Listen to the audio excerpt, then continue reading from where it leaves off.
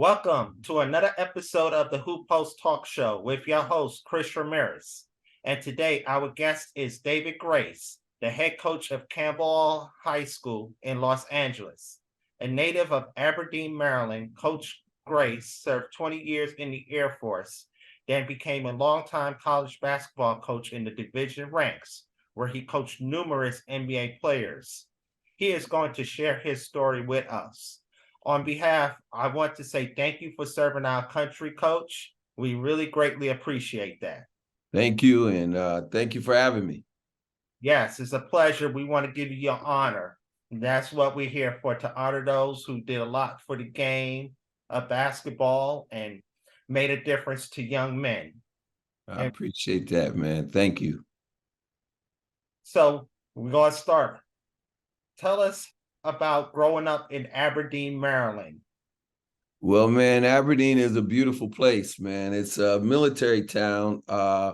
Even though I grew up with mostly the locals, you know what I mean? We all hung out in the neighborhood, and this is where I learned about the game of basketball. My father, my uncles, and my family, along with playing on the playground. You know how it is back east, growing up on the playground, learning your trade, and playing against really great players. We had some really great players during my time there at Aberdeen, and I wouldn't change it for the world, man. I think Aberdeen has really molded me from when I was a little kid all the way up to now, man, with some not only just basketball, baseball as well. It's where Cal Ripken and his family's from. And I grew up with Billy and played baseball, played football, played everything back then. And Aberdeen's just an amazing place, right outside Baltimore. So right off of 95, just my hometown. So I love it. Yes. I love baseball from the start. That was my first baseball. I was playing it unconsciously. I was a big. My grandmother was sitting in that kitchen watching the Mets and the Yankees. Oh yeah. Growing up in East Elmhurst, New York, and it's like I could walk to the O'Shea Stadium where the New York Mets played now at Citi Field. Right. I know exactly where that's at. Not far from the airport. Yes, and also right across from the U.S. Open. That's right. And the Flushing Meadow Park, once the World's Fair. That's right. No question. I know exactly where it's at. All my times going into New York City to recruit and then play. We played in Madison Square Garden a few times. We played in out in Jersey, in East Rutherford. We played over there as well. So New York City is. I have fond memories of where you grew up. So that's amazing. Also fond memories of being in Maryland and visit there a few times as well. And the Baltimore area, just stopped there and got a chance to visit that city for a little bit. Headed to Washington, D.C. So great East Coast memories right there. Oh, yeah. Yeah. Yes. Especially, I'm more of a Yankee fan than a Met fan. Right. Well, I'm an Orioles fan, so we have those are the heated rivalries in the AL East. Yeah, great days with Billy Martin and Earl Weaver, one of my favorite managers. But we can just move forward there. Okay. And no, at the age of 18, you joined the Air Force. Yes. What decided to go into the military? Discuss your role serving in the Air Force and talk about the experience in the Operation Desert Storm. Well, my mom talked me into joining the military. My stepfather was in the Army. I moved down my senior year to Fort Polk, Louisiana. So the military, and then, growing up in Maryland, Aberdeen, the military was a huge influence. My grandfather served in the war as well. So we were always around the military. And I went to 3 different high schools in 3 different states because of my stepfather being in the military. And, back then it was very difficult to get a scholarship if that happened because there was no internet there was no, it's just word of mouth. So I was going to walk on at Northwestern State in Louisiana, but my mom changed my mind and said, "Why don't you just join?" So I said, "Okay, I'll join for 4 years, and then I'm going to go play college basketball." That was my dream. And I get in the military, and they're paying me, and I get to play on the base team and hoop and play softball and basketball and even flag football back then. On stateside, it was flag football. Overseas was tackle football. But so I started loving it, man. I enjoyed it, turned it into a career. I was a fuel specialist. I refueled airplanes. I did liquid oxygen, liquid nitrogen, and was a fuels accountant for a while. So I did all those things, and then my last 6 years in the Air Force was at Luke Air Force Base in Phoenix. That's how I got out to Phoenix, and I became a human relations specialist, which really helps me with my job I do today, and it helped me with basketball and helped me with the coaching world. I went to this Defense Equal Opportunity Management Institute in Cocoa Beach, Florida, Patrick Air Force Base, and 15-week in residence course, and I got 23 college credits out of it. So that's how intense it was, and helped me get my degree, and it just taught all the ins and outs of human relations. So and then I was at Luke Air Force Base and did discrimination cases. I taught people how to get along in the workforce, and I worked basically for one of the best mentors I've ever had, Ron Goodwin, along with Chief McCauley when I was in fuels as well. Had some great mentors, and that also has helped mold me through my military career and now my coaching career. Thank you for sharing that. I just want you to talk about what were your greatest accomplishments while you were serving in the Air Force. Share that with us. Well, I was a member of the Moody Air Force Base fuels section, and we won Best in Air Force. We even got a tour up to the Pentagon and toured the Pentagon and won Best in all of Air Force. So, and I was in charge of the fuels accounting section of it. So I took great pride in being recognized as the best fuels accounting in the Air Force. And that was a great accomplishment. Making rank, working for the people that I work for, serving my country during Desert Storm. You mentioned that a little earlier.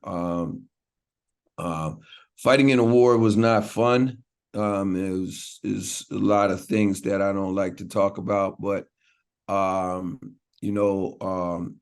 it was something that I did, something I take pride in, something that I helped, to help the people over there, and also to get that region stabilized. And I saw some things that you don't like to see in life, but it helped mold me along the way. So those are some things in the military, playing on numerous championship base level basketball teams and intramural level basketball teams, the brotherhood and the sisterhood of being in the military. It's a fraternity unlike any others. Unless you serve, you don't understand. So anytime you interact with other people that served, you kind of know it's a brotherhood. So those things are some great accomplishments. I won NCO of the quarter or NCO of the month back then as well. So those are some accomplishments as well. But overall, just being able to serve for 20 years, serve my country and learn, those things, living overseas. I lived in Turkey. I traveled the world. I lived in Germany. It's just, I lived in Sicily, and those people that you meet, playing basketball over there and softball over there as well. So it's the people that you meet, the countries that you see, and it helped mold me what I am today. Wow, what a blessing. And just thank you. I know we see a lot of young people. We encourage them. It's a good way to go into the military because there's so many great benefits. Uh, what Right. what would you tell a young prospective who wants to go in the military? What are the things they have to be prepared for? Discipline. You know, they're going to make you. They're going to make you have some discipline in your life. And I think you know that's where your success comes in. Without discipline, you're not going to be successful in this world. So get ready for that. Get ready for being on time. You know, working every day. Young people don't seem to understand that all the time. You know, not everyone, but a lot of them don't. You know, we couldn't, if we were sick, we just couldn't call in sick. We had to go see the doctor. The doctor had to tell us that we had to go home. So I worked every day. You know, it was even when you were sick, you know, the doctor said, you're good enough. Still go back over there and get to work. You know, so little stuff like that, people don't realize what the military gets you to do. You know, being a teammate, that also teach you how to be a teammate, how to be a leader, how to be a follower. To be a great leader, you have to learn how to be a great follower. You have to understand all the ins and outs of being a follower. And then, you know, obviously you learn how to be a leader in the military. And I've been blessed by great mentors who show me how to be a leader and also show me how to be a follower. Because when you join the military, you're instantly going to become a follower until you make rank. And then you'll gradually take on responsibility. I was in charge of 2.2 million gallons of fuel every day at Moody Air Force Base as a fuels accountant. I had to keep track of all of that at a young age. You know, I supervised more than most college coaches will ever supervise. You know what I mean? So in a war zone, you know what I mean? I'm supervising troops in a war zone where you can't make mistakes, folks die. You know, so all those things come play part in being in the military. And so much, I mean, we could talk for hours about what you learn and what you need to be prepared for when you join the military. Be ready to travel, ready to live in different conditions. You know, you don't get to choose your boss, you know, so you have to be able to work for a boss that maybe your personalities don't go together. So you have to understand and learn that as well. So many things we can talk about that, but that's a great question. And thank you. Well, thank you for sharing that. I Yeah. greatly, what a blessing, you sir. What a Yeah. blessing, sir. Thank you. And we're going to move on here. We just want to share with you while you were being stationed at Langley Air Force Base in Virginia, you started your coaching journey with the Boo Williams AAU program, another legend in the top Yeah. Rose area. Yes, I was Mhm. there for a couple of years, so I understand that whole area. And what got you interested in wanting to be a basketball coach? Well, you know what? I was stationed in Turkey before then. I was actually finished playing, started refereeing, started getting paid, you know, making money refereeing, and got to become pretty good at it. And so when I got stationed in Virginia, that's what I wanted to do, to try to be a college referee. And then my supervisor, Carl Harris, I'll never forget him. He was coaching for Boo Williams, and he said, "Hey man, I need assistant coach." He's coaching the 12-year-olds, and so I went down, and it was more than just. I thought it was a park and rec. You know, I didn't know who Boo Williams was. I didn't know what AAU was, and I get down there, man. He had them in practice jerseys. These are 12-year-olds, practice jerseys, same sneakers, same socks, practice plan. He was running like a college program. So I got the bug right then and there and became his assistant. A year later, he gets stationed in Korea, and I take over. I'm working in Boo Williams' program, a legendary coach, a legendary organizer, a Hall of Famer.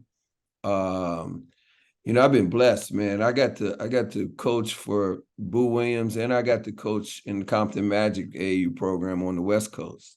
We're gonna And get yeah, with Atop Una Emma, man, you can't ask for more than that as far as being a basketball coach. And that's where the dream becoming a college coach came from. After Boo Williams, I went in Boo's office. I got stationed here in Phoenix, Arizona. I got stationed, and before I went in his office, I said, "Boo, I really want to be a college coach. Can you, what are your thoughts on that?" And he said, "Man, you know how many people come in my office and I kick them out for asking that question?"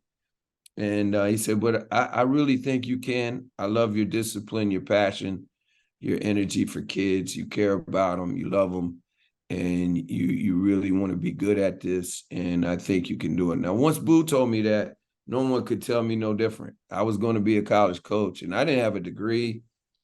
I got a divorce. I had full custody of my children, and it was on, and every day, man, I was working on my degree, taking care of my kids, and in the Air Force and coaching. I got stationed at Luke Air Force Base. I was coaching a freshman team at Trevor Browne High School. I was taking a lunchtime class. Man, I wasn't sleeping very much. And I got my degree, graduated from honors from Park University, and then, became a head high school coach, retired from the Air Force, remarried, and won a state title at South Mountain High School and moved on to Sacramento State and reached my dream. Yeah, and I wanted to get to that before. I remember when I first saw you, I remember you was the freshman coach at Trevor Browne. Right. Why, it was just amazing how important time management is. Yes. Tasks, Very, going very much so. a parent, also being a coach, working, being in Luke's Air Force Base. That's a lot on a person's plate. But Yeah. it's discipline, which kind Right. of played a role. Number two, time management was important too. You have to know how to manage your time. Very, very true. And having great mentors. At that point in time, it was Ron Goodwin was my supervisor. He understood my dream. He understood what I was doing. He allowed me to be a freshman coach while I was still in the Air Force. He allowed me to coach. We started the Arizona Magic at that time underneath the Compton Magic with Anthony Ray, and that took off to be one of the best ever to come out of Arizona at the time. But time management, yes, time management, discipline, a desire. My wife, who's my wife now, is amazing. She couldn't do it without her.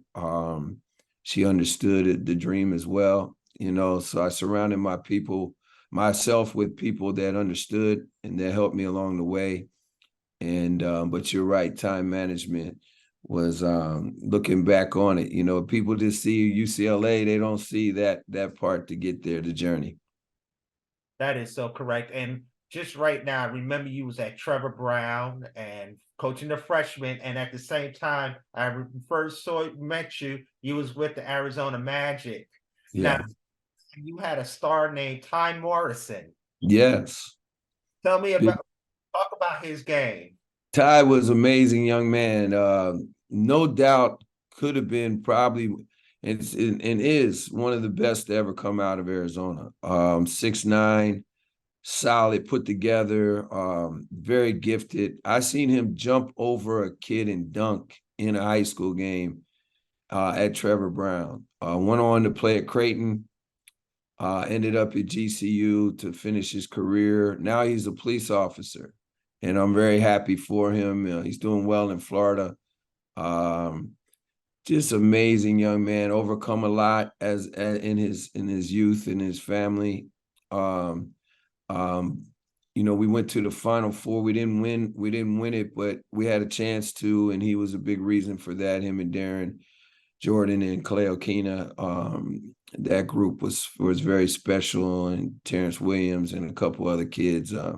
I'm forgetting their names, but we had a really good team, and we just came up a little short at the Final Four. On the AAU team, he helped, start the program.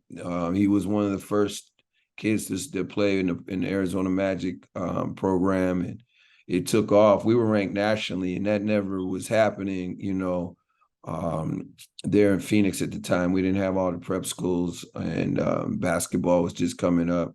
The Arizona Stars were good with Mike Bibby and those guys as well, but I think our program was on the map and nationally known very quickly, very, very quickly. It didn't take but 2 years, I think, and then we were ranked nationally after forming, and that's due to the players that played in it for sure. Yeah, so I want to share with you when I first moved out here to Arizona in 1995, and I started to in 1996. I reached out to Art Dye, and I was assisting with the Arizona Stars. Yes. I was coaching the 15 and under, helping our assistant, and they had Jonathan Howard, Mm-hmm. Arizona State, also Ronnie West, who was Kevin Johnson's younger brother. Yes. Yeah, so I coached that group for a short period of time. So that cycle, Arizona Stars was one of the great programs there. Yes. Yes, then coming up there, the Arizona Magic, who I got a chance to meet Anthony Ray, and Right. back in 2001, I remember knowing Coach Ray for a long time. That Mm-hmm. Magic team, I saw that team develop, come a long way. You had on that team Jared Bayless, Yes. Louis Shaw, Lawrence Hill, who went to Stanford, Christian Polk. Yes. You had a lot more of that players. Joey Shaw played at Indiana for a while. Mm-hmm. And We had Louis Amundsen too out of Colorado who came down and played for us that had a 10-year NBA career as well.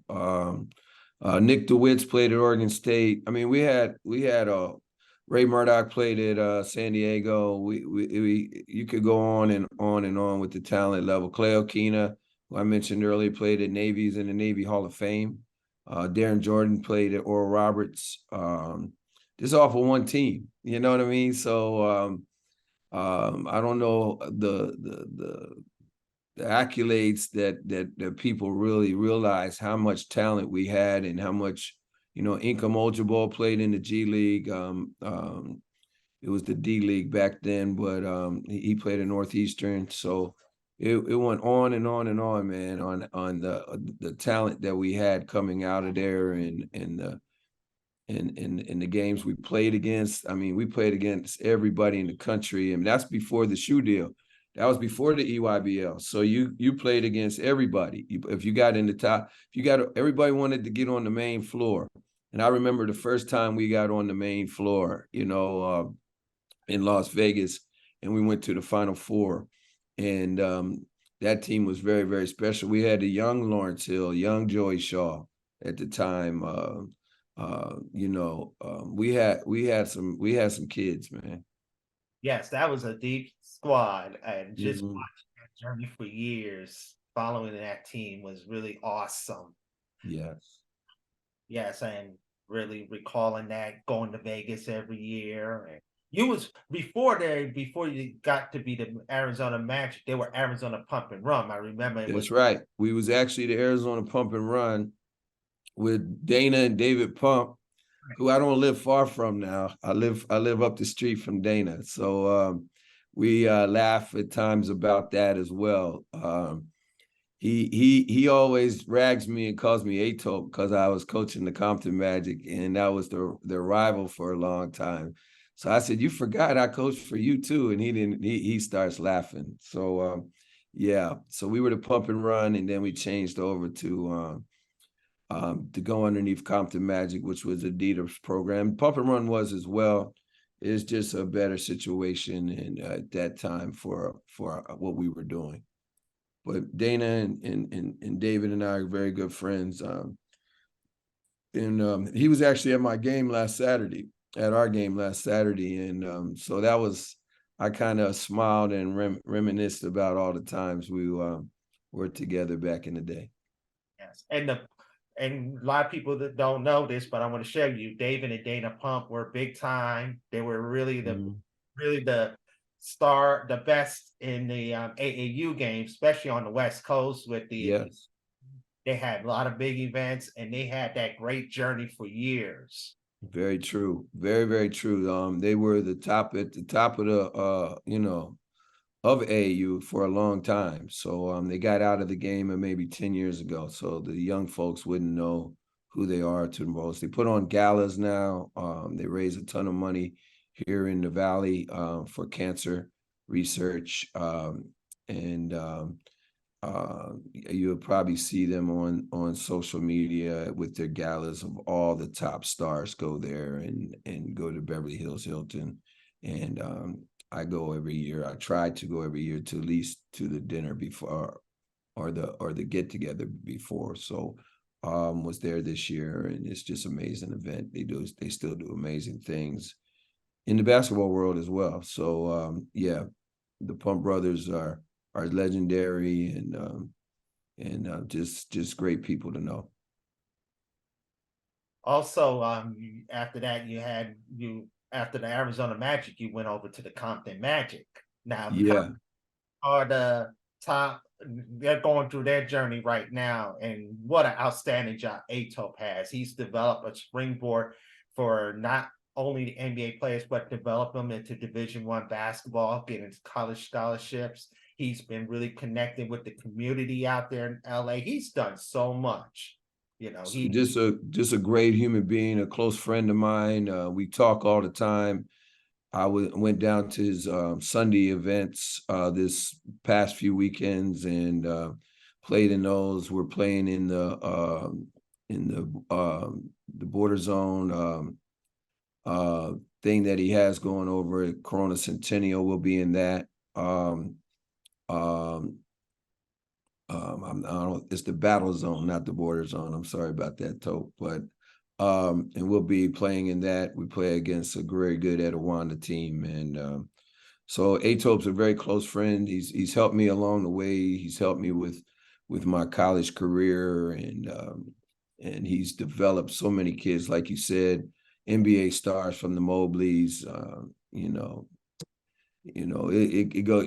We can be here forever on the list of NBA players that's come out of the Compton Magic family, and arguably one of the best ever to come out of Southern California, along with the Pump Brothers as well. But Tope is arguably one of the best ever in all of America. Him and Boo Williams and the list goes on, and one of the oldest members still going today. So that gives just to tell you the type of person he is and the type of organization that he runs. And you're right, he gets in the community. He does more than just basketball, give backs, does a whole bunch of stuff. I could talk a while for that as well. So, just been blessed to be around those type of people. And obviously, when you surround yourself with those kind of folks, this is what happens with my career. And I'm very thankful and very appreciative of all of those folks. Yeah, and it was also a springboard for coaches like yourself, because there was not just you, but there's a few others that's coaching on the Division I college level too, and that's a blessing. Oh yeah, Rod Palmer's at UCLA now, who was a founding father of Compton Magic. So him and Atope were roommates in college, and they started the Compton Magic. So there's some, the Mobleys as well. Eric Mobley's over at USC right now, who's a Compton Magic guy. So we have our family still spread out, and again, Tope has done well in that field, that part of the business as well. Talk about some of the players on the Compton Magic you coach. Anybody that stand out at the time when you were coaching? Well, none that made it to the league. I actually was the head coach just for 1 year, and then the next year I became the head coach at I became the assistant coach at Sacramento State. When I became the head coach at South Mountain High School, I stopped working with the Arizona Magic because the coaches in Arizona would not let me coach their kids, because they would fear that they would transfer over to my program. So I just said it'd be best for me just to go coach the Compton Magic in LA, and that takes that out of it, out of the question, because I'm all about the kids, man. I wasn't, when I left to go from Trevor Browne to South Mountain High School, I'm sure Kaleo Kina and Darren Jordan would have loved to come over, but I didn't want that. That's not what I'm about. I wanted that Mike Ellsworth to keep those kids. And so I just figured that, hey, Now I'm the head coach at South Mountain High School. The other high school coaches wouldn't want me to coach their top kids. So I went on and coached the Compton Magic. And it was just for 1 year. Then I went on to Sacramento State. So we had a good team, just none of them made the NBA. Right. Yes, and get into South Mountain High School. I remember you accepted to be a head coach for the varsity program, and you was there for a couple of years, and you turned that program around. South Mountain was going through a struggle at the point, but in the past, South Mountain High had a lot of great players coming out of that institution. You Yeah, a came, lot of talent. When the year before I took over there, 4-17, and a lot of the talent was leaving. They were going to the East Valley and playing, in McClintock and other schools over there, Chandler. And so when I took over, I told everybody, I even went in the paper and said, hey man, we're not going to allow the talent level in this area to leave. And we didn't. They all started coming. Jeff Battle left Tempe, and Jeff Battle could throw a stone and hit South Mountain High School where he lived, but he was at Tempe High. So he transferred back to South, and a couple other kids transferred back. They lived in the area, they transferred back, and we brung that back. We went 2 years, we went 29-4, won a state title. That's after taking over a program that was 4-17. Very proud of that, changed the whole culture. What I was really proud of is we went from a 1.9, I think it was a 2.0 GPA, as on all three levels combined, and we got it up to over 3.0. And a lot to do with the kids, and a lot to do with putting in study halls and making academics a priority where it wasn't a priority in that school, and it wasn't a priority in the basketball program. So we did that. Very, very storied program, like you said. Multiple state titles before I got there. NBA players came out of there.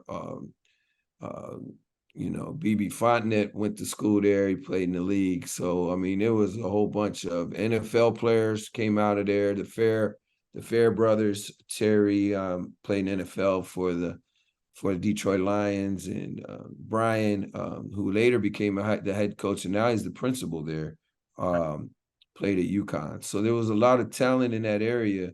It was just leaving, and we brung it back. We brung it back, and was very fortunate to win a state title. And they hadn't won a state title in that metro region in a long time before that. So we were excited to get it back going again. And then North won one after I left, and with the I'm forgetting the head coach's name right now, but he did a great job as far as North High School went. And but yeah, South Mountain was a lot of fun, a lot of heartaches, a lot of head scratching going on, but we changed it all around. It was a rough inner city school, had gangs in there, and we changed it all around, changed the culture around, and won the state title game by 21. That team was special. That team would get after it. Sean Deadweiler was the only D1 player on the team, and the rest of them went to junior college and then got their degrees later on. But very, very fond of that team. That team is special in my heart. yes, that was a great turnaround, great moment at South Mountain. I remember those players, Jeff Battle and Sean Devenmar. They helped carry that team to its state championship. Great memories. Then after that, you was planning to go to Precision High School. Yes.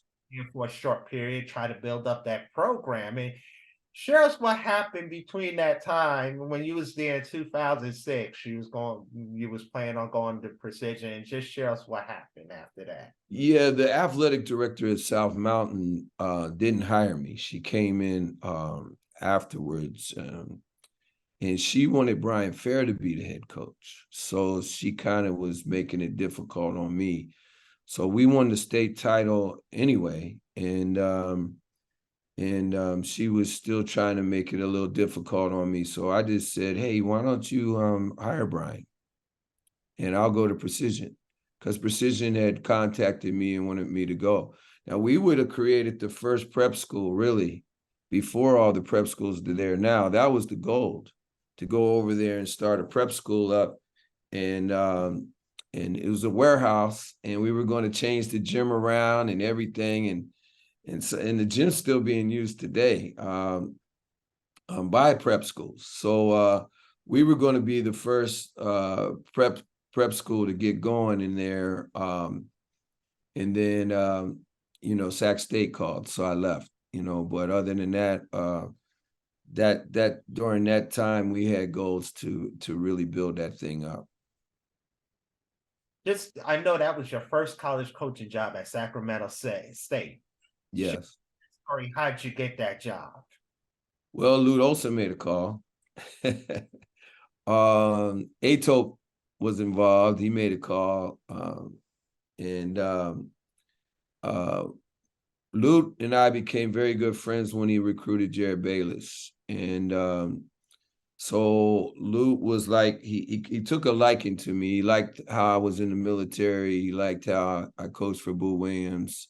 He really respected Boo. He really respected Atope. And he liked the way I coached, and he liked my demeanor. And he would call me. I would call him. I remember him being in Hawaii one time, and I didn't know it was his anniversary. And I called, and he picks up. I said, "Coach, what are you doing?" He said, "Well, today's my anniversary." I said, "Well, Coach, why did you pick up?" And he said, "'Cause you called." That was the type of person he was. And we talked X's and O's for like an hour during his anniversary day. And I'm trying to get off the phone. He kept on talking. So and he made a phone call to Jerome Jenkins. And I took a $20,000 pay cut, slept on the floor in the locker room. People don't realize that, what it takes to get to that level and to reach my dream. I remarried 2 days before. My wife is amazing.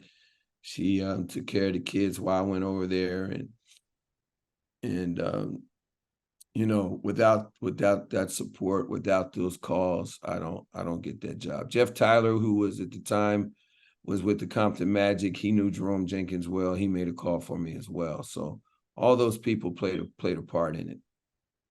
That's just awesome. You made sacrifices. That's what it get to that next step. Yes. That is so important. And just amazing what I'm hearing from Lute Olson, who answered that call on his anniversary, which he and just get into a little more. How much has he impacted you to where you at today? No question. He still impacts me today on how I coach, how I go about my business daily, how to be a leader, how relationships are important. I learned that a long time ago in my family, my parents, but he's just been amazing, man. He was, I'm very hurt to this day that he's still not living in a part of my life, because I think things would go a little different because of his involvement with my career. So he was the best. He was everything. I looked up to him. Rob Evans was also, at the time he was at Arizona State. Rob was amazing for me as well. Rob came to my retirement, so I always have to put Rob in there as well, and he's doing well. He's an associate AD now at SMU, and but Lute was, he would call me and he would just talk hoops with me, and he's a legend. Why is he calling a guy, where I was at the time, and just took a liking to me, man, and I thought the world of that. Yes, God bless his soul. Rest in peace. Yes. Yes. That was just awesome. And you spent 1 year there at Sacramento State. Yes. And then the next year was 2007. Right.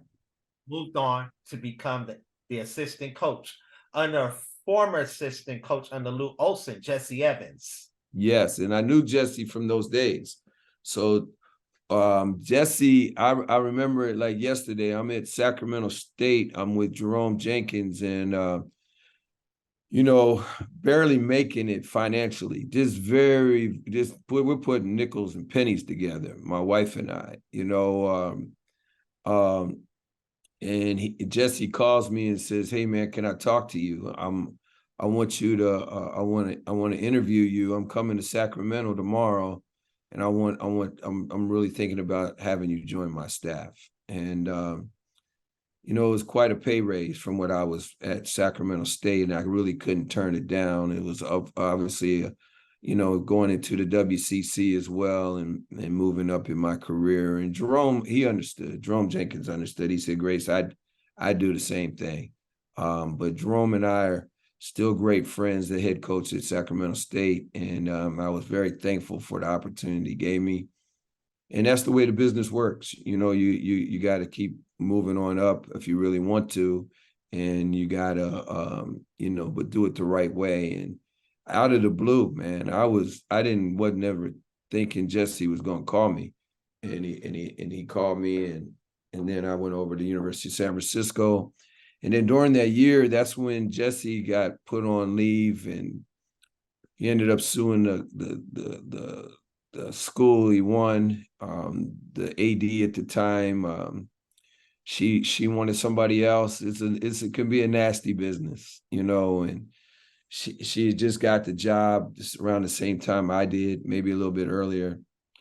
And she put him on leave a day after Christmas because she wanted Eddie Sutton to come in, and she wanted to try to make a big splash. And so that was the downfall of this side of the business. You can do everything right. You can go in and still lose your job. So at the end of the year, they paid me out for my yearly contract, and I went back to Phoenix for a minute and coached Deer Valley High School, the team that we beat in the state championship. They called me and wanted to hire me, and I took that job. And then here comes Craig Robinson, gets the job at Oregon State, and his assistant coach Doug Stewart knew Atope, and Atope said, "You better hire this guy. He can help you get players." And that's how I got on at Oregon State.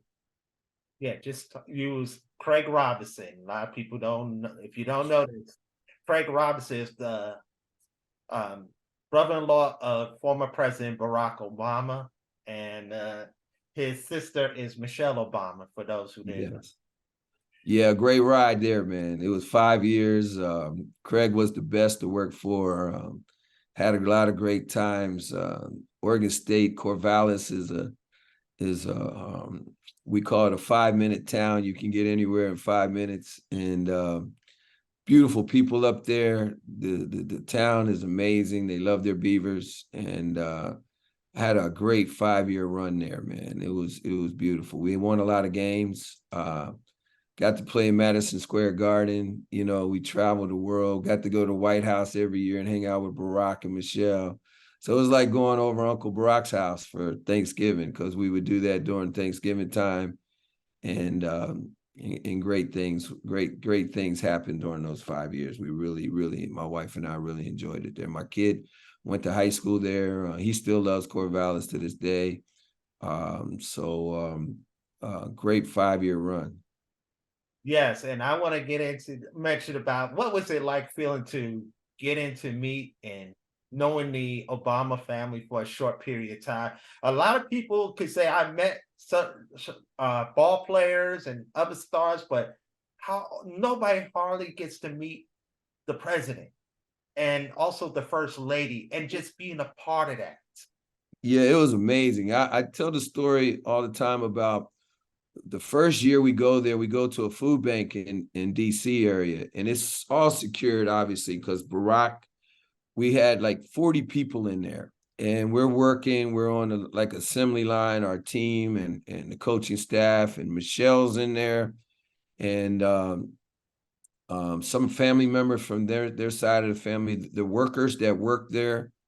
And here comes Barack, and he greets everybody and it's like a 40 minutes. And then he gets to me. I'm almost at the end because I'm right next to Craig Robinson. And he comes up to me and says, "Hey, David, how are you doing?"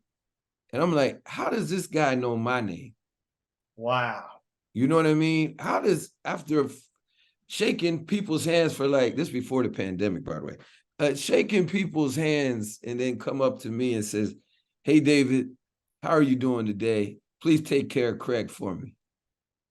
Wow. And I to this day blows my mind. Is that leadership or what? That is. You know, does that how does that make me feel?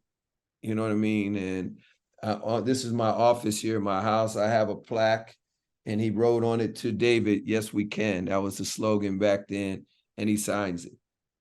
You know Wow. what I mean? I have that. I have pictures, obviously, with him and being in the Oval Office, and he came to our games. You know, Michelle would come to our games. I worked out with Michelle up at Oregon State in the morning with Craig's wife and myself and her. There were only three in the whole gym working out in the whole weight room at Oregon State.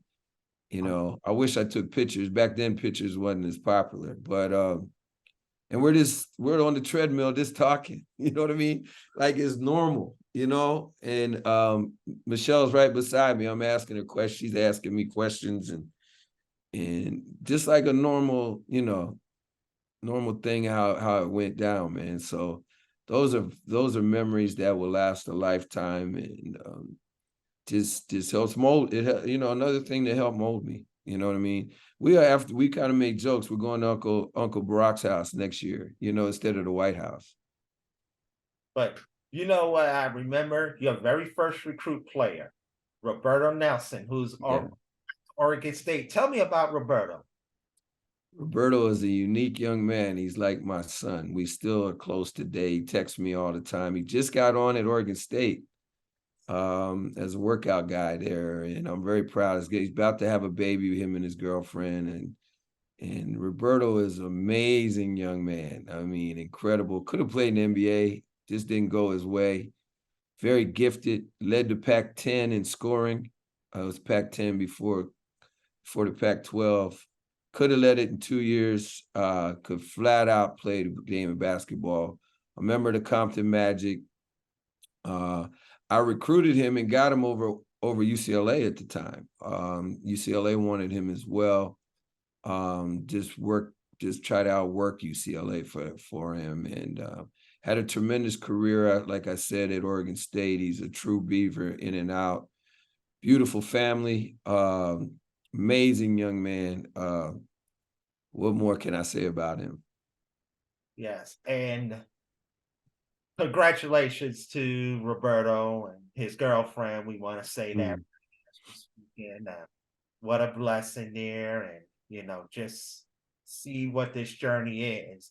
And we're going back in 2013 right now. I know he was at Oregon State, but that year, 2013, around the Final Four weekend, Steve Alford gets hired at UCLA, and he was interested in you as an assistant coach.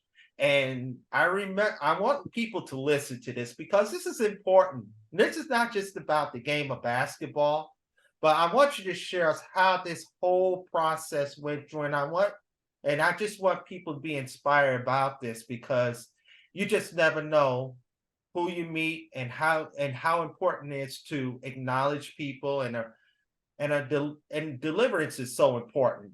So, Coach, share us that whole process. Well, the year before Steve gets the job at UCLA, I was recruiting Craig Neal. We call him Noodles, who's assistant coach at New Mexico's son. Knowing he probably wasn't going to come to Oregon State, but his son took a liking to me, and I would text him and call him. And Noodles liked how I was recruiting him and told me to keep recruiting him. And I got to know Noodles very well. I even went to an event one time, and Steve Alford sat on one side of Craig. I sat on the other side of Craig Neal.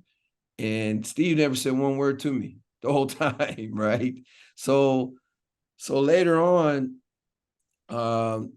you know, when Steve got the job, Craig wanted me to come to New Mexico. So at the Final Four, he wanted me to talk with him, maybe hiring me to go to New Mexico at the time. And I just finished my 5th year at Oregon State, and it was, you know, I think it was the time for a move. You know, Craig was great. It's just after 5 years, you know, you probably want to do something a little different with some you know, with a new staff and get going there. But I love Craig, and I love working at Oregon State. So as we were going, I get to the Final Four. Not Bob Marley. Dan Marley got the job at Grand Canyon. He wanted to interview me. Andy Enfield just got the job at USC. He played for my old high school coach at Johns Hopkins University, so there was relationship there. And all of them wanted to interview me. So when I landed at in Atlanta at the Final Four, I had no idea Steve was interested in me. I didn't even know that. And my phone had like 30 text messages on it as soon as I land there. And I hit Atope up, and Atope said, "Yeah, man, Steve has called 4 people about you. He's very, very interested in you." And I said, "Man, I thought he was going to hire this other guy." He said the other guy backed out, didn't want to go work for him. So he said, "Hey, you might be getting a call. I'm not sure." So it wasn't an hour later. I got there at 7. I got into my hotel, and it was at 8 o'clock. And he gives me a call. Steve calls me, and he says, "Hey, is this David Grace?" I said, "Yeah." He says, "Hey, man, I hear a lot of great things about you. I'm very interested in hiring you. Would you mind? I understand you were in the same hotel. Out of all the hotels in Atlanta, we're not in the main hotel, but we're in a different hotel, and we're in the same hotel." Now, of course, he had the suite, and I had the small corner room on the side. But he said, "Would you mind interviewing in an hour?" I said, "Sure." So it wasn't 15 minutes later, Craig Neal at New Mexico texts me and says, "Are you interviewing at UCLA?" I said, "Yeah." He said, "Well, if you are, you're not interviewing in New Mexico," because they're best friends. So they know each other. I said, "Well, why?" So I called him. He said, "Grace, I could offer you a lot more money than he's going to offer you at UCLA. And you're going to have to live in a very high rent district in Los Angeles." And I said, "Yeah, but those 4 letters are very important and very powerful. So I'm still going to interview." So I go in the interview room. It's like 2 hours in, or maybe an hour and a half in. His daughter comes walking in. She had just went with her mom somewhere, and they walked in, and oh no, she went with some friends, I think. And she walked in, and I stood up and I went over and shook my hand, or shook her hand. And you know, I didn't think that's what I always did. You know what I mean? It was no big deal. And then at the end of the interview, Steve said, "Hey, you got anything else going on?" I know he asked me, what do you got any questions? I said, "Yeah, when are you going to hire?" He said, "Well, what do you got going on? You got something else going on?" I said, "Yeah." He said, "What do you got?" I said, "I got New Mexico." He laughs because he knows he just came from there, right? So then I said, "I got Grand Canyon." He said, "What is that, D2?" So he's making jokes. And so then I said, "I got USC." Then he got serious because that's the rival school. And he didn't know I was going to interview there at USC. So, but I wasn't supposed to interview there till that Sunday at the Final Four, because Andy had some other things to do. So he says, "Hey, go on to your interview at that Grand Canyon, that D2 school, the next day at 12. And if I'm still want to hire you, I'll give you a call before then." So all that night, man, I'm turning and tossing and can't sleep, because I really wanted to go work at UCLA as a dream, something that I never thought I'd be able to do. So the next day, it gets to be like 11:45 a.m. and I'm like, he ain't called, he ain't gonna call. So I started to get ready to go into the next interview, and he gives me a call. And he says, hey, man, I was late for my son's, I was at my son's 3-point shooting contest. That was Bryce offered at the time. And he said, give me Craig Robinson's number. Go to that interview, and I want to talk to Craig. So I go to the interview. Obviously, the Grand Canyon interview went well. Me and Marley hit it off well. We known each other a little bit prior because our Phoenix days. And he didn't say I was going to get the job at Grand Canyon or not. So I'm leaving out of the interview, and I'm in the main lobby, and I got a suit on. So that usually means you're interviewing. So around the corner comes Buzz Williams, who's now the head coach at Texas A&M. He comes up to me and says, Gracie, who's your interview with? Just ragging on me and stuff, trying to be funny. So then Craig Robinson comes around the corner, and he says, David, what you got going on? Because I didn't tell him because I didn't really know at the time. You know what I mean? And then I told him, you're going to get a call from Steve, and you might get a call from somebody else, because that happened so fast. And I wait in the lobby, wait there for a couple hours, waiting to see if Steve was actually going to call Craig. And 2 hours later, Craig comes back around and says, hey, he shows me his phone. Is this Steve's number? And I said, yeah. He says, all right, give me 5 minutes, I'll call him. And that's the time where Barack was like huge. So Craig was getting swarmed in the lobby by everybody wanted to be his friend and to get a piece at Barack. And so Craig calls him. And then an hour later, said, by that time, I just go back to my hotel. I'm exhausted. I'm tired. And it's around 3:30, and Steve calls me back and says, hey, man, would you want to go to dinner at 5?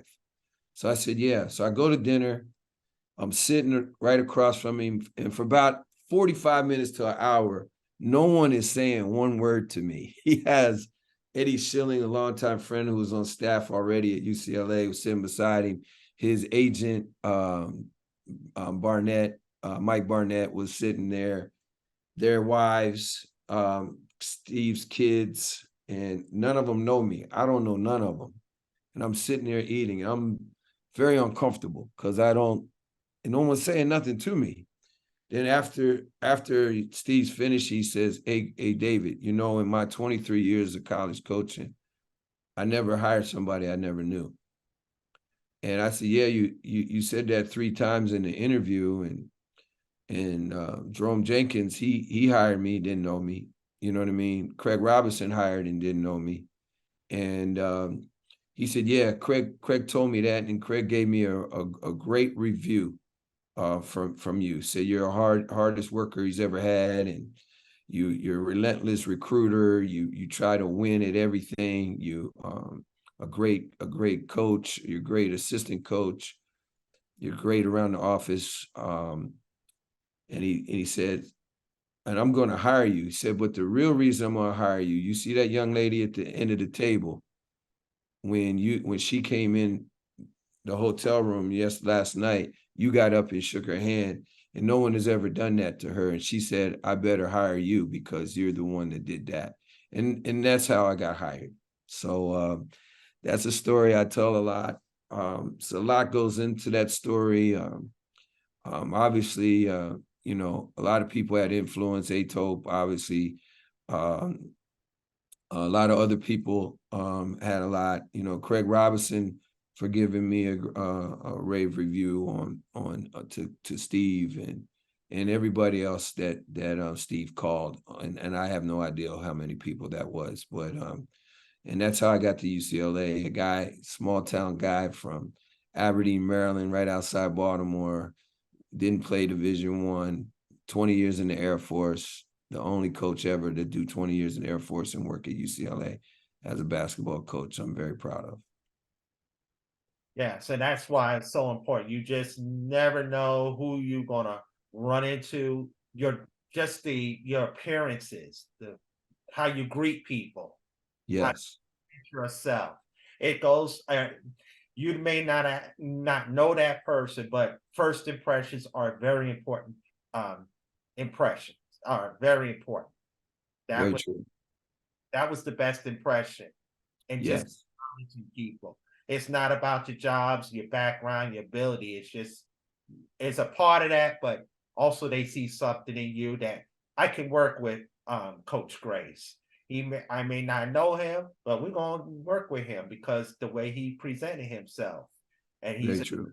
be very trustworthy, and I know he's gonna make an impact on our staff. And that's just anywhere, just always that moment of saying hello, that moment of just carrying yourself and how important it is. And that's why I want people to listen to this. That was very inspiring. Thank you. It's so true. So very, very thankful that that all came about. Yes. And then now you're at UCLA. Your first talk about that experience at UCLA. You're playing your assistant coach, your first year. How did that go? Well, I didn't know Steve, and Steve is he can be not difficult to work for, but you got to be on your toes every day. You know what I mean? And it comes with the pressure at UCLA. It's great, tremendous amount of pressure there every day. You know, you get scrutinized daily on what you do. You know, from their fan base, from the administration, because you have to win there or you get fired. And so, you know, the first day I got the keys to Pauley Pavilion, man, was I walk in the gym, the arena, I open the door, I go sit in the arena just for for 5 minutes, just to say, wow, I'm here as assistant coach at UCLA, working for Steve Alford, and it just was amazing, you know, long hours long hours. You know, I would get up at 5 every day and wouldn't go to bed to 12:30, and it would go on and on and on, you know. So every day I worked. There was no days off, and was able to bring in Lonzo Ball, the first recruit, Kevon Looney. Kevon was actually the first one to arrive. Lonzo committed as a freshman. And you know, to bring in those pros helped me secure my job for 5 years, and also learn the X's and O's from Steve, which helps me today here at Campbell Hall, along with Craig as well. Craig ran the Princeton offense, and he did have some things. And I learned from Jerome Jenkins, learned from everybody, Jesse Evans, along the way, Lute Olson, for the X's and O's as well, and then all the other teams I scouted along the way as well. But it was, you know, there's nothing like, you know, working at UCLA. It's not even close. Yes, and you had the blessing to recruit not only Lonzo, but his brother, LaMelo. Yes. You know, the Ball family. You got to know LeVar Ball. I like a lot of I realized about LeVar Ball. He's a great guy, you know. Yes. No, he was always in the scene. But if you get to know who he really was, people don't realize he set his sons up for success. That's right. Mom and pops never asked for money, never asked for a shoe deal, you know, created his own shoe deal. A trailblazer. You know, I always say, I tell folks that, you know, I knew LeVar before he was LeVar Ball. You know what I mean? Before he became famous, and just a tremendous person. He really cares about his friends, and he really, really cares, obviously, about his family. So if you're in that circle, it's great. I can call right now; he'll pick up, and just a very good person, you know. And I think people take him the wrong way by, you know, what he does in front of the camera, which I don't understand at times, because he is a great person. His sons are amazing. Lonzo lives here in the Valley now. He's in rehab. He's going to be able to play next year, which I'm excited to see. LaMelo's doing all-star numbers already. I saw some stats on him already over it. And Jello is just a put together human being, man. And I'm hoping he can break through and get to the league as well. So yeah, tremendous family, and got to coach Aaron Holiday, recruit Aaron Holiday. Now I work with his mother and his sister at Campbell Hall. Aaron went to Campbell Hall, so I recruited him. That's the first time I got to know about Campbell Halls when we recruited Aaron Holiday over to UCLA. So which is another famous family here in LA with Drew Holiday and Justin, and Drew is putting down money on our new gym here, a new facility, and they're going to call it the Holiday Center, which I'm very excited for. And Drew's an amazing young man, and so is Justin, and so is the Holiday family. So we're excited here at Campbell Hall, and that's a connection. That's a connection from UCLA to Campbell Hall, which I think Campbell Hall is a mini UCLA in my opinion. It's just that special, and that's why I'm here, and I'm excited to be the head coach here. Yeah, so we're gonna get to Campbell Hall in a second, but you recruited a couple of other good players that got into the NBA. Thomas Welsh was one of them, and TJ Lee. Also, you had Ike and Bougie. EK Anabugo. Yes, you had those players, and so amazing. When you were at UCLA, you was ranked 7th as one of the top recruiters, 7th in the nation, and the top recruiter in the West Coast.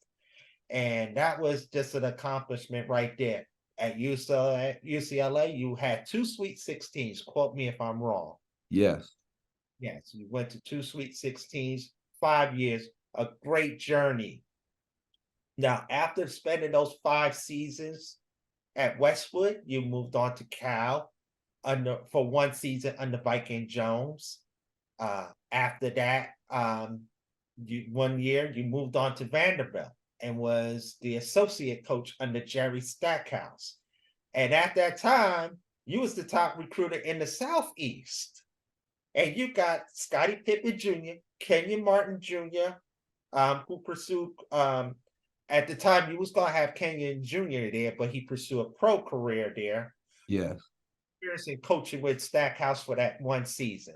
Stack was great, man. Stack, another one that really taught me my X's and O's. Stack really knows his X's and O's. I learned a lot from him from there, and I used still some of the plays that we ran at Vanderbilt. But Stack was great. He was good, and I enjoyed working for him for that year. COVID hit. And we went, my mother-in-law got dementia, and we were able to go back and take care of her during COVID. And Vanderbilt paid for it. I was on a 2-year contract, and that was one of the best gifts I could ever have, to go back and take care of my mother-in-law. And my wife was able to spend time with her mother before she passed. And we came back to Arizona. And that's all that went down, and just a great year at Vanderbilt.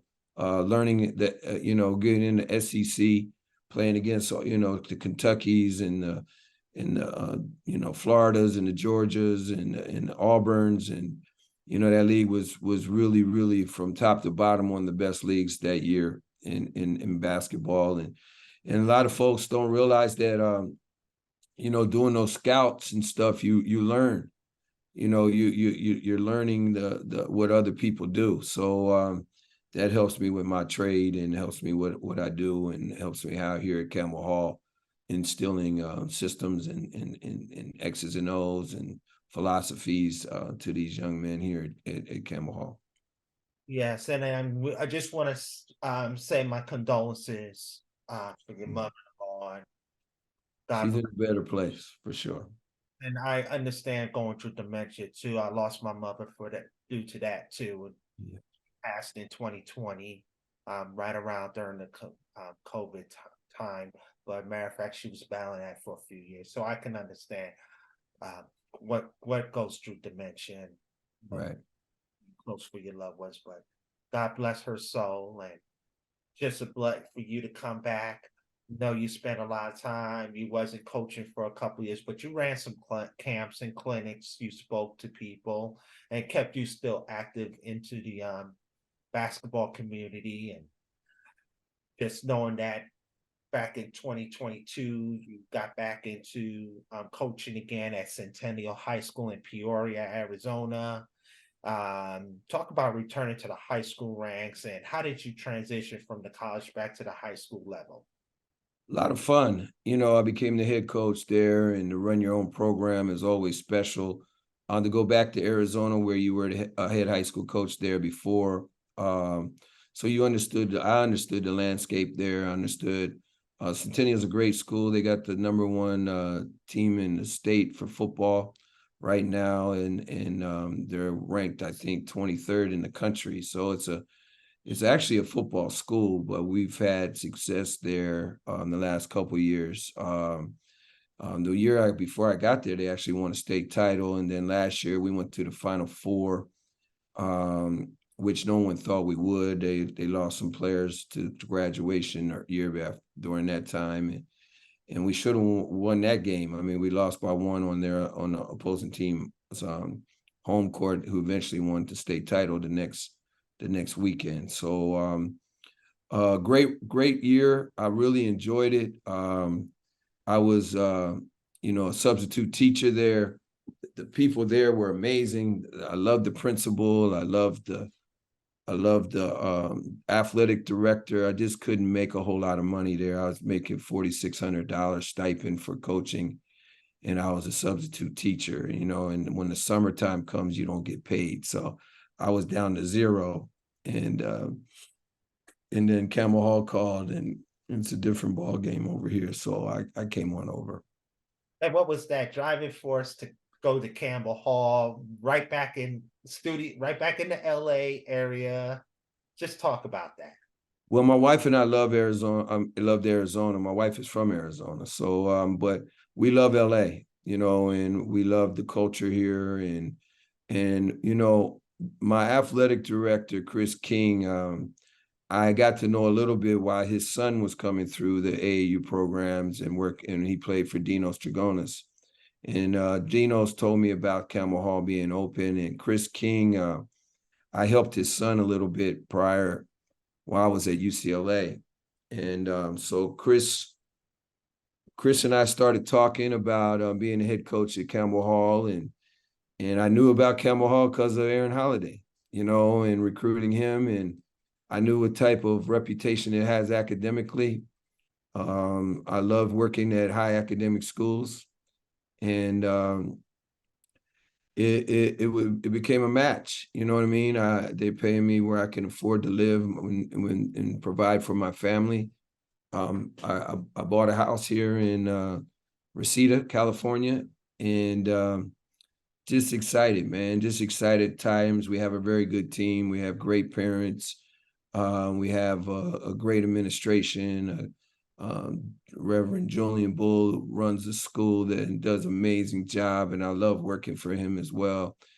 And man, I get excited every day to wake up and go to work. And then you live in LA, man. If you want to go to the beach, it's right down the street. I'm 20 minutes away. Go through Topanga Canyon or over there by Pepperdine, and or you want to go in the mountains, you're right there as well. I mean, we're in the San Fernando Valley, and right next to Beverly Hills. You name it, we can get to it. And this is just a exciting time for me and my family. Yes, and I got to meet the AD, Chris King, great guy. I got to meet I him. wouldn't have came if it wasn't a good administration. Yes. And Chris played at Pacific.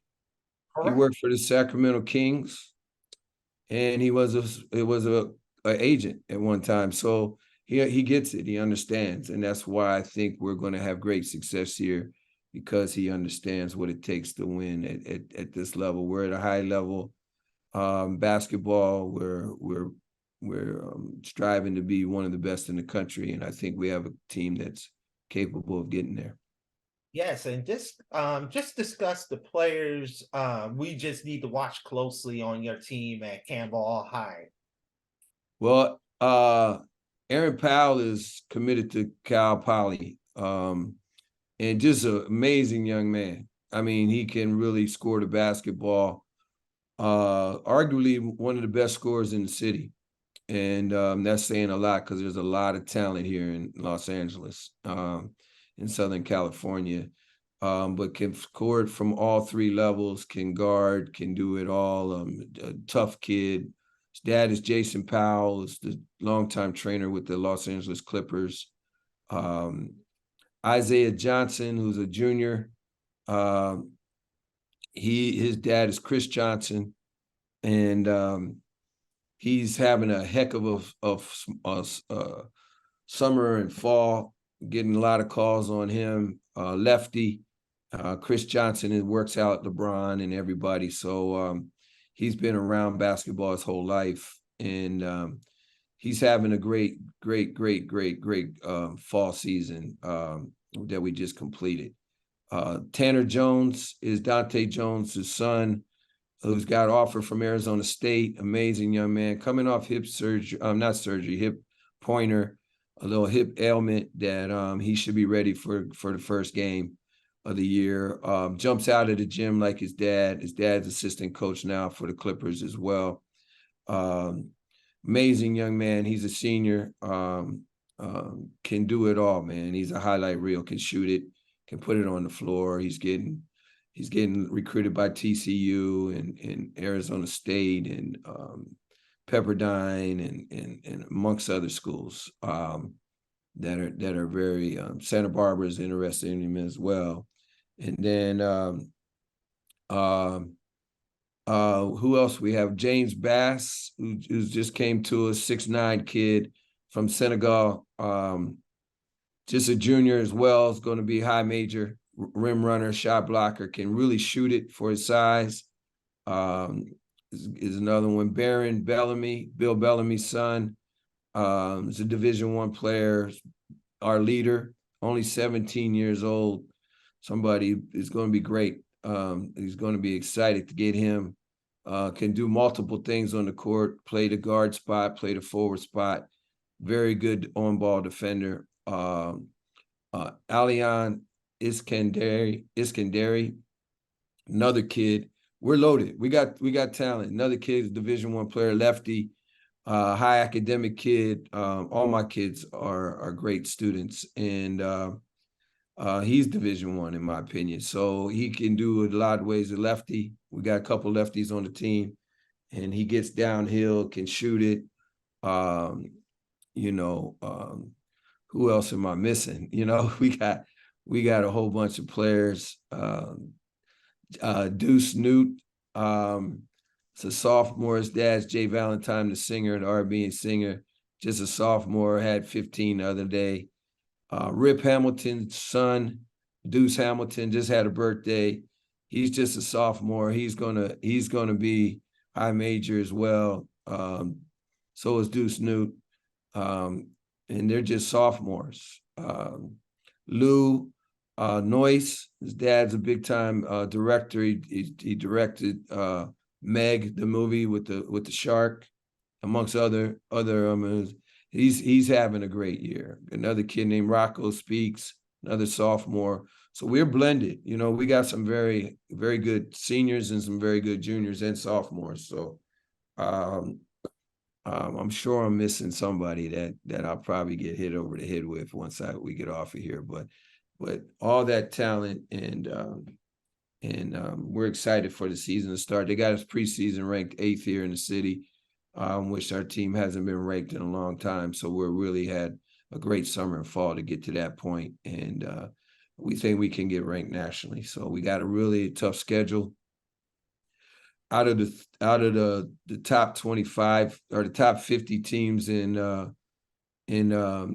United States, I think we got 4 on our schedule this year, maybe more because of the Tarkanian tournament hadn't came out, and neither has the Damien brackets come out yet. So we're going to play, I think, one of the toughest schedules in America. And I think our team is up for it. And our goal is our kids to get scholarships. So if you play a tough schedule, college coaches will come and they'll see them play on that platform. And that's why we do it. Yes, you have been. It's amazing how you have all these players here whose dad has been very famous. You talk about from a ball player to an actor to a producer. What? It's just amazing. You dealing with all. How was the parents? How was your relationship with They've them? been amazing. I heard horror stories before I got here, but they've been just the opposite. Now I just think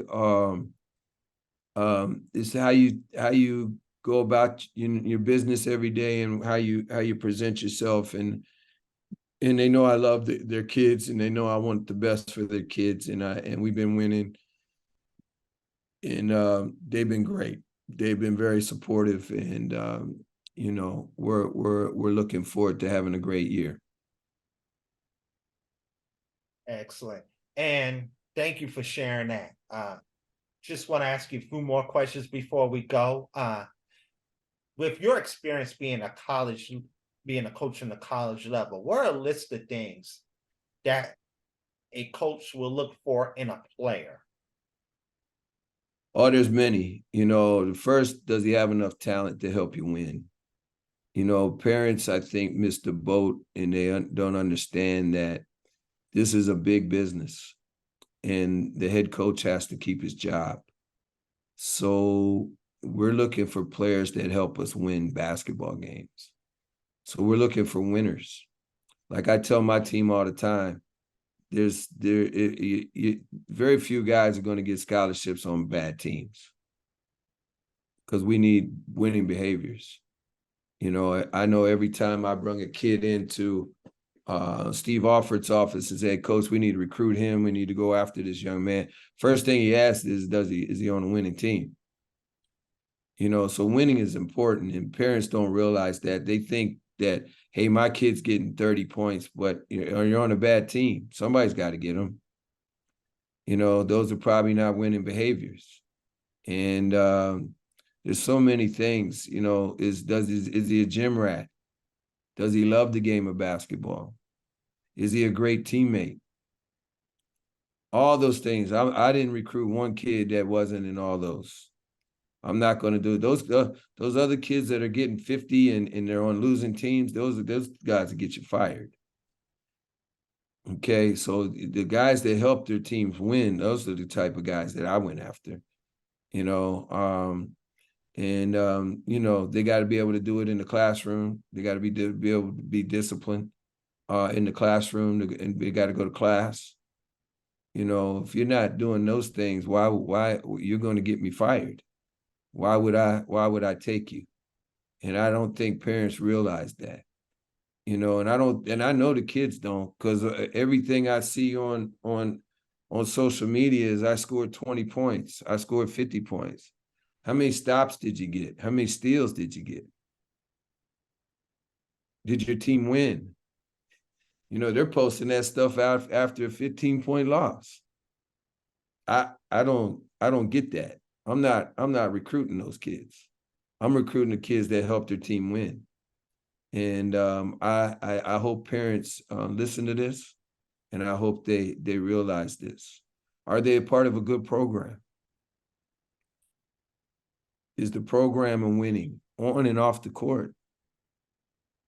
You know what I mean? You got a lot of prep schools out here that are just basketball mills that go to do 2 hours on the computer online course, and then all of a sudden they play basketball the rest of the day against the same kids. You know what I mean? The model's not good.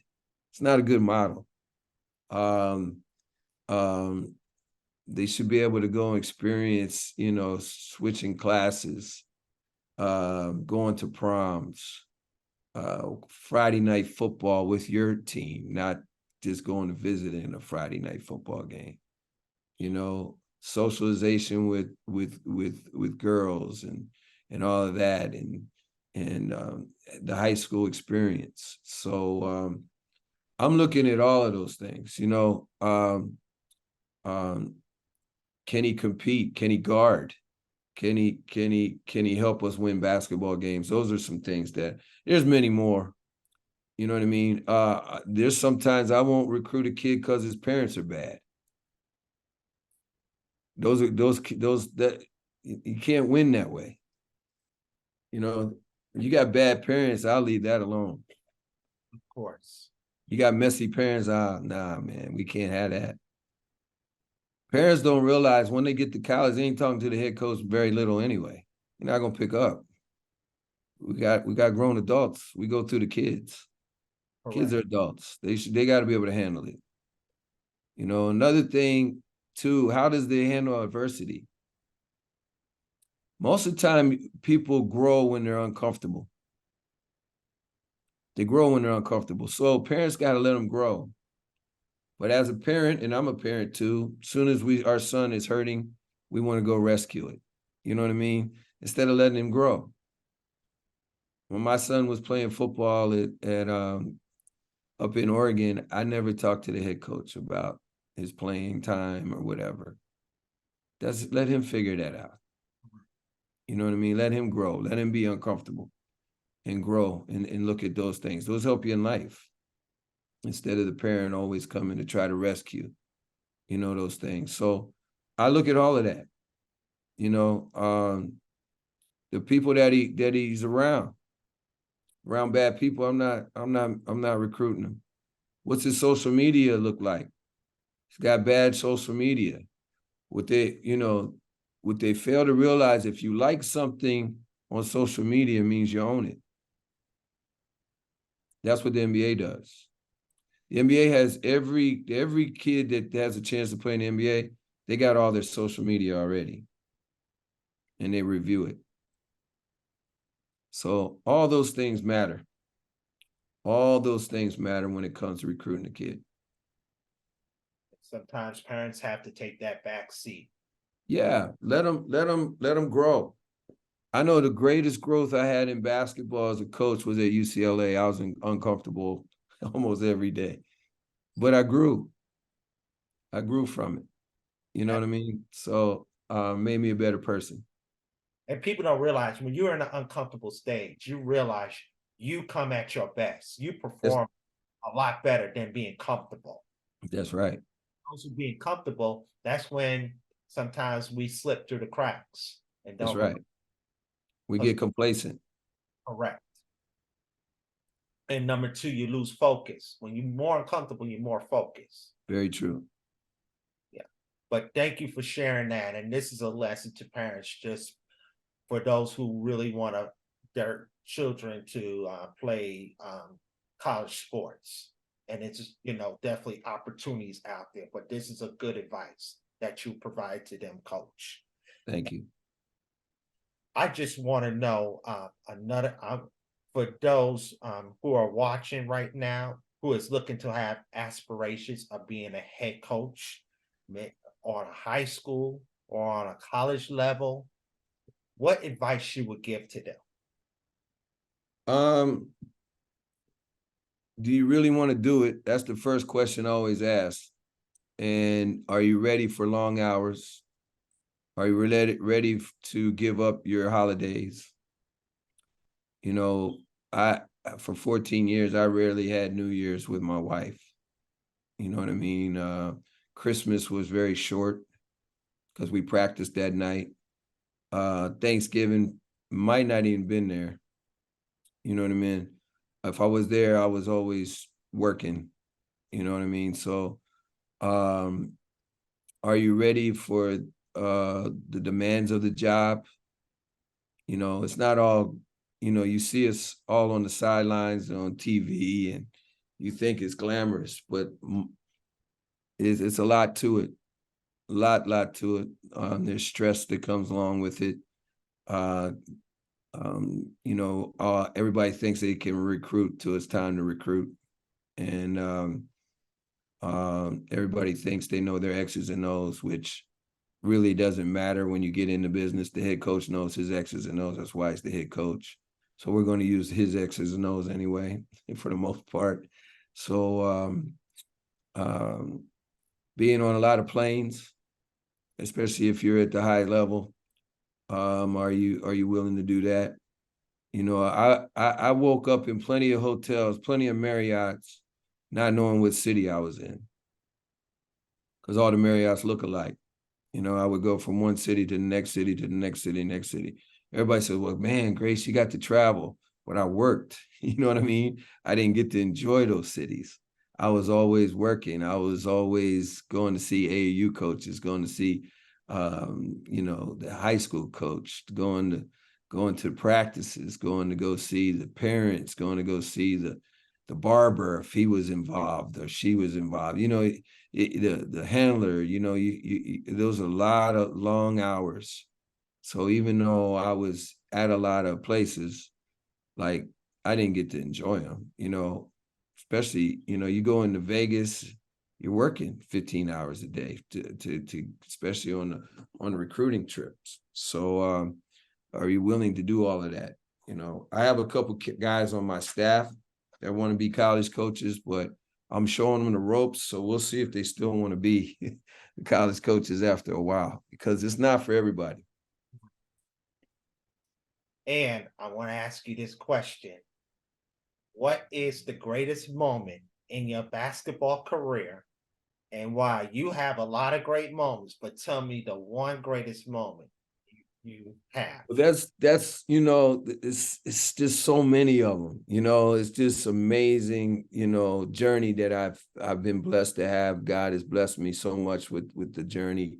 Winning a state title at South Mountain was amazing, because no one said we were going to be ever good there. Um, um, you know, getting the keys, becoming the assistant coach at UCLA, working for the president's brother-in-law at Oregon State, getting the job here at Campbell Hall. You know, there's so many, getting the job at Centennial, getting the job anywhere. You know what I mean? Starting the Arizona Magic, working for Boo Williams in Atopa with the Compton Magic, and Boo Williams with the Boo Williams Summer League. So much, man. So many things. I can't put one above the other. You know, I got to go to the White House for 5 years, you know, and hang out, not just go there, just hang out, you know, to recruit all the recruits that I was a major part in, you know, Kevon Looney and TJ Leaf and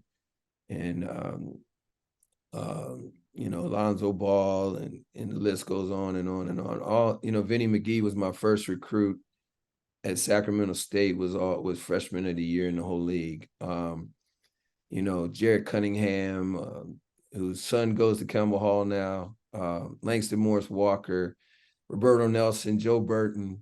I mean, we can go down the list of all the recruits that help mold me, you know what I mean, and help, you know, Aaron Holiday, Thomas Welsh, all those kids, you know, all the players that I coached and didn't recruit. I recruited Norman Powell and coached him, but I was recruiting Norman to Oregon State. Zach Levine, I recruited to go to Oregon State, but went to UCLA, but I got to coach him when I got there. Slow-mo, Kyle Anderson, and Jordan Adams, and, you know, Calvin Haynes up at Oregon State, and you know, the list is many. A lot of them that I stay in touch with that I didn't get. You know what I mean? Saban Lee, who I coached at Vanderbilt, I was recruiting him at UCLA, but he committed early. Was a joy to coach. You know, Scottie Pippins, KJ Martins. We can go down the list. I mean, we can keep on. You know, I'm sure I'm missing a whole lot. All the high school kids that I coached at, Jeff Battles of the world, Sean Deadwilder, the you know, Ty Morrison's, Clay O'Kena's, Darren Jordan's. I think the world of all of them, you know, and so to be able to coach there. Trevor Browne, Mike Ellsworth gave me my first job. You know, it's just amazing. The athletic directors that hired me, you know, it's just means a lot. So I can't have one over the other. I understand. Last question. Who are the people you want to give thanks to that help you have a success journey in this game? My mom, my father, my uncles, um, my grandparents, my wife, my children. Um, my children have been amazing. They've understand my lifestyle. They understand my um, journey, my coaching business. They understand all of that. I have a beautiful family. My children are my world. My grandchildren, who follow me to this day, um, they've been amazing. And Boo Williams, obviously, Mike Ellsworth, Ato Emma, Anthony Ray.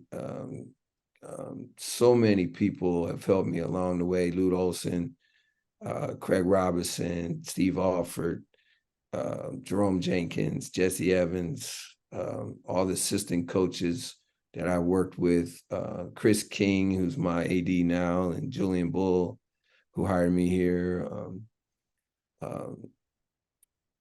The people at Centennial, the athletic director, the principal, my assistant coaches there, all my assistant coaches that's coached underneath me at South Mountain and at Centennial and then now at Campbell Hall. All the players, you know what I mean? So I've been molded by everybody. My military career, all my supervisors.